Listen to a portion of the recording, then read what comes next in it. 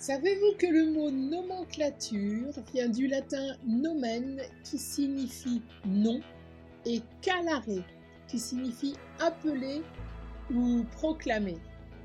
À l'origine, une nomenclature désigne une liste organisée pour nommer les choses du monde. Aujourd'hui, nous allons voir comment les cartes de nomenclature permettent aux enfants de découvrir et d'identifier ainsi que de classer tout ce qui les entoure. Les cartes de nomenclature, c'est un outil éducatif, universel, adapté aux enfants lecteurs comme aux non-lecteurs. Elles enrichissent le vocabulaire, affinent l'observation et éveillent la curiosité. Vous voulez en savoir plus? Suivez-moi. Qu'est-ce qu'une carte de nomenclature? Une carte de nomenclature, c'est une image claire et réaliste associée à un mot ou à une phrase. Elle peut être utilisée de plusieurs façons. Soit l'image seule, pour la découverte. Soit le mot seul, pour développer la lecture. Soit la carte complète, image plus mots, qui sert d'outil d'apprentissage et d'autocorrection.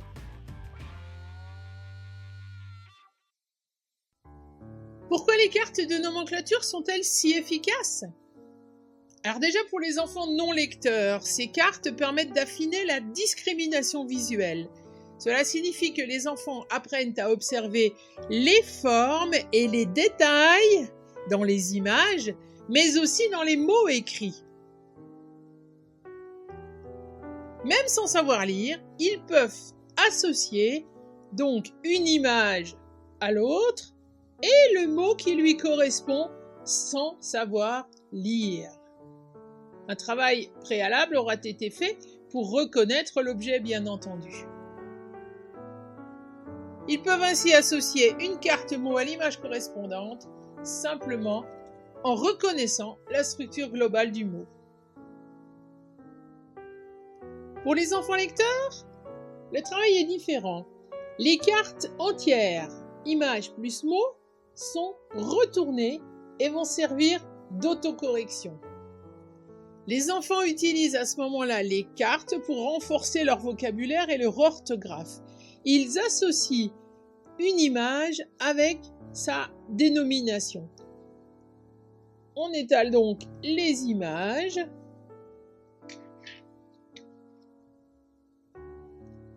Et l'enfant va leur associer le mot correspondant. Raisin blanc, orange, citron, raisin noir, pomme piclédie et myrtille. Lorsque le travail est terminé, ils peuvent prendre les cartes entières pour vérifier ce qu'ils viennent de faire. Pomme pink lady, raisin blanc, orange, citron, myrtille, raisin noir. L'autocorrection est immédiate. Cette méthode renforce ainsi l'autonomie et stimule la mémoire. Les cartes de nomenclature sont également idéales pour organiser les connaissances en catégories. Cela aide les enfants à structurer leurs pensées et à comprendre les relations entre les choses. Donc on peut avoir des cartes dans tous les domaines des apprentissages. Là, on a des cartes en physique, en prévention des accidents, avec toutes les étiquettes que l'on peut retrouver sur les produits. En géographie, des cartes sur les continents, toutes les cartes concernant le corps humain, le pied, la main, la tête, etc. Des cartes sur les différents véhicules, dans les airs, sur l'eau, dans les chantiers, Toutes ces cartes-là sont des cartes là, dans le métro, tout ce qui est remords, camions, etc., véhicules, incendies. Tous les véhicules sont donc dans ces différentes cartes. On a aussi là donc les fruits. On a les fruits, on a en géométrie les cylindres, les volumes, les animaux, la tortue, le poisson, le cheval, la coccinelle, ça c'est l'araignée, l'escargot on l'a vu précédemment. Et puis là on a tous les insectes à reconnaître avec tous leurs noms précis. On avait des cartes sur les dinosaures, sur les requins, énormément de cartes de requins pour les passionnés de ces animaux. Voilà, tous les domaines d'apprentissage, toutes les passions peuvent être donc réunies dans ces cartes de nomenclature qui font la plus grande joie des enfants. Comment utiliser les cartes de nomenclature? Pour les enfants non lecteurs, commencez avec les cartes seules et montrez la carte, nommez l'objet et laissez l'enfant répéter. On peut par exemple prendre 3 objets à la fois et chaque jour rajouter un objet de plus pour enrichir donc le vocabulaire. Ensuite, pour rendre les cartes mots, et puis l'enfant, sans savoir lire, pourra repérer la longueur du mot par exemple ou la forme des lettres. Ensuite, prendre la carte en entier et demander à l'enfant qu'est-ce que c'est. La leçon en 3 temps prend tout son sens. D'abord nommer, ensuite montrer, puis demander qu'est-ce que c'est.